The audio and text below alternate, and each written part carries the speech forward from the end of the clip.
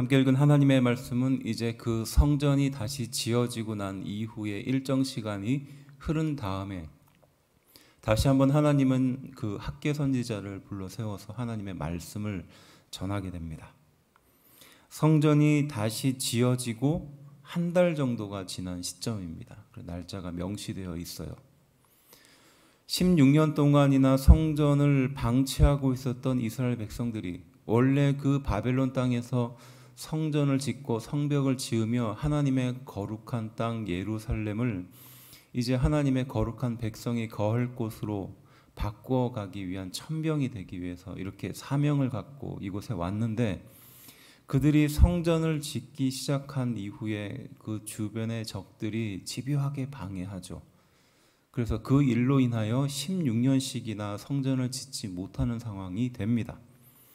그리고 나서 이제 하나님께서는 그 학계 선지자를 통해서 다시 성전을 건축하라라는 메시지를 줍니다. 그리고 그것을 하나님의 말씀으로, 음성으로, 또 그들의 사명을 다시 한번 세우는 것으로 들었던 그 지도자와 제사장과 그 모든 백성들이 이제 성전을 다시 짓기 시작하죠. 다시 짓기 시작하는 그 마음이 얼마나 설레겠어요? 그리고 또 기쁘겠습니까? 그래서 이제 성전을 짓기 시작하는 그때 하루하루를 보내면서 또 감사와 기쁨이 넘쳤을 수도 있습니다. 그런데 이제 시간이 한 달 정도 흘렀어요. 한 달 정도의 시간이 흘러갔습니다. 이제 자신의 그 과거의 습관이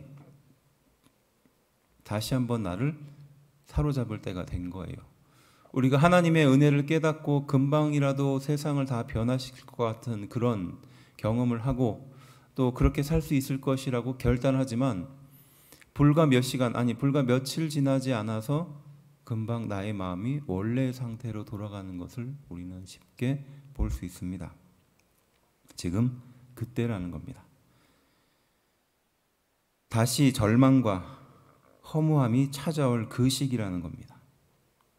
그리고 마침 그 주변에 함께 그 성전을 짓고 있었던 사람들 중에는 그 이전에 예루살렘 성전의 영광을 직접 눈으로 목격한 사람이 있었겠죠. 학계 선지자도 그러했을 겁니다. 학계 선지자도 그 예루살렘 성전의 멸망을 아주 어린 나이에 직접 목격하고 바벨론까지 끌려가고 다시 이 자리로 왔으니 그 이전에 예루살렘 성전이 얼마나 그렇게 대단하고 또 아름다운지 그 눈에 이미 담고 있었던 사람입니다. 그 주변에 그러한 원로들이라고 할 수 있는 그런 분들이 있었을 거예요. 16년을 짓지 못하고 이제 다시 재개하는 그 순간, 그리고 이제 한 달 정도의 시간이 흐르고 난 뒤에 그들이 짓고 있는 성전을 보면서 이제 다시 허무감이 찾아들기 시작하는 거예요. 절망감이 찾아들기 시작하는 겁니다. 우리 마음이 다시 시험받기 시작하는 겁니다. 예전에 예루살렘 성전은 정말 크고 아름답고 귀했었는데 지금 우리가 다시 지으려고 하는 이 성전의 모양을 보니 실망이 찾아온다. 예전에는 참 좋았는데 라고 말하지 않았을까요? 그때 3절 이렇게 말합니다. 너희 가운데 남아있는 자 중에서 이 성전의 이전 영광을 본 자가 있느냐라는 물음이에요. 이게 그 백성들 스스로 했었던 그런 말이기도 할 것입니다.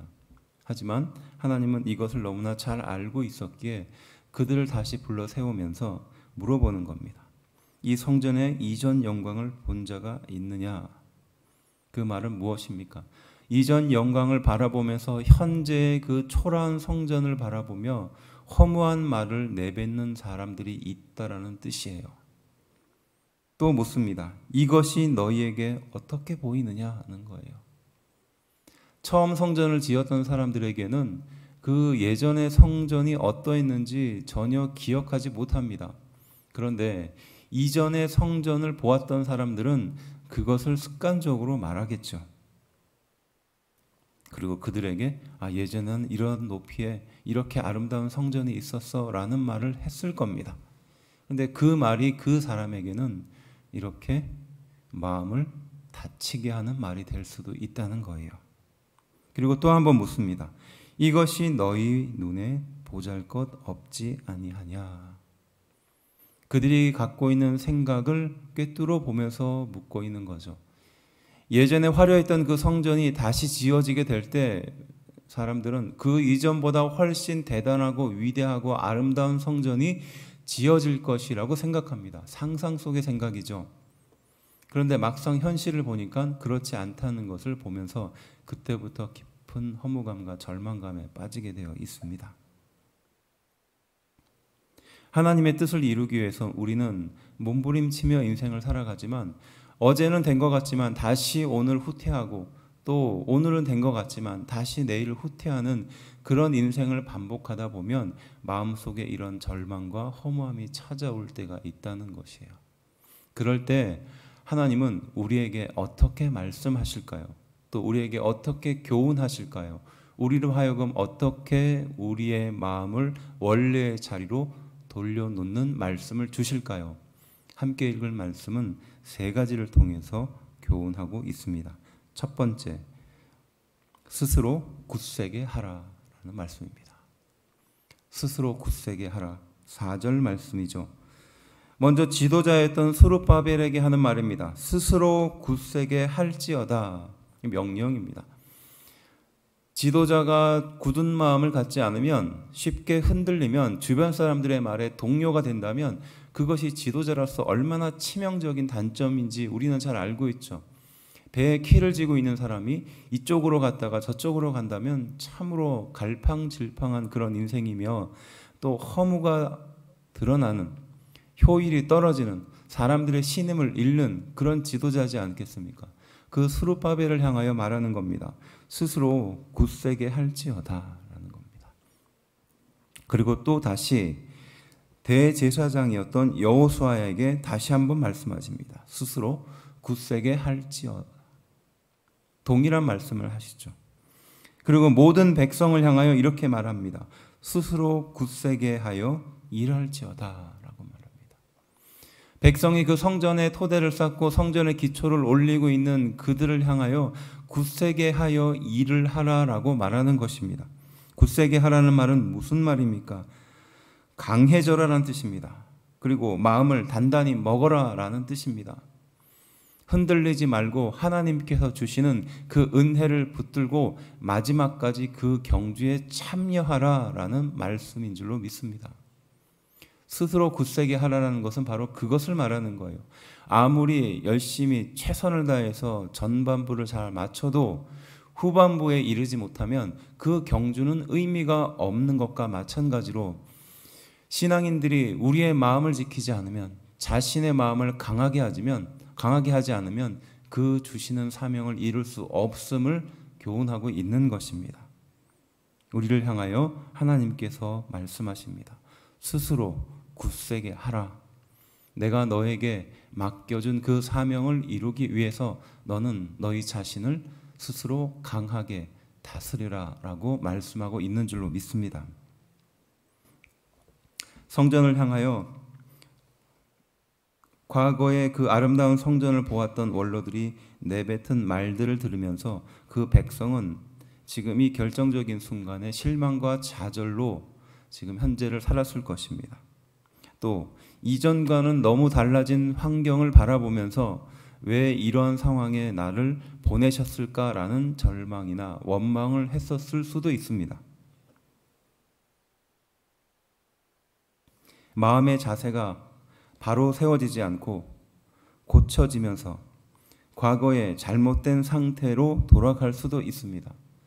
동일한 상황과 동일한 여건과 동일한 말씀을 들었음에도 불구하고 어떤 사람은 마음을 강하게 하며 하나님의 말씀을 붙드는 반면 또 어떤 사람은 자기가 한 말에 스스로 넘어가 실망과 좌절과 원망으로 인생을 살 수도 있다는 것이에요. 그런 인생에게 또 그럴 수밖에 없는 우리의 인생에게 하나님께서 주시는 말씀입니다. 스스로 강하게 하라. 스스로 굳세게 하라. 같은 상황에서도 다르게 느껴지는 힘이 바로 거기에 있다는 것입니다.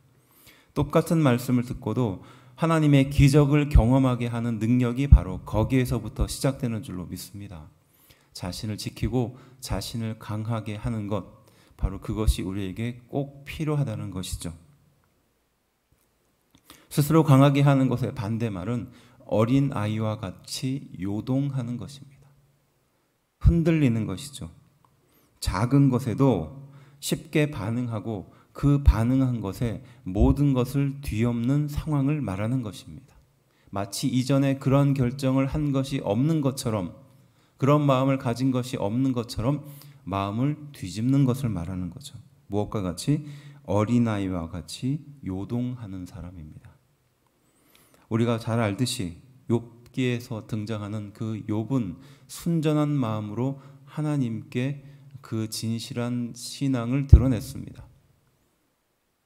돈이 사라져도, 또 가족들이 나를 떠나도, 내 몸에 육체에 병이 생겨도 하나님을 미워하고 증오하지 않는, 그런 범죄를 저지르지 않는 순전한 사람이었습니다.